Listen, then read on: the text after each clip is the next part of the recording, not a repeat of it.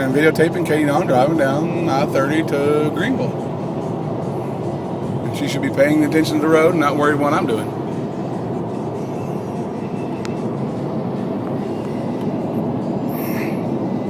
Courtney's back here in the back. We're going about 65 miles an hour, I-30 east.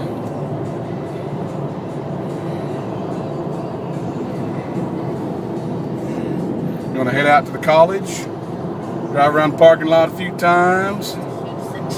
I know, I got to redo my hair. And then we're going to drive back. It's about 5 o'clock.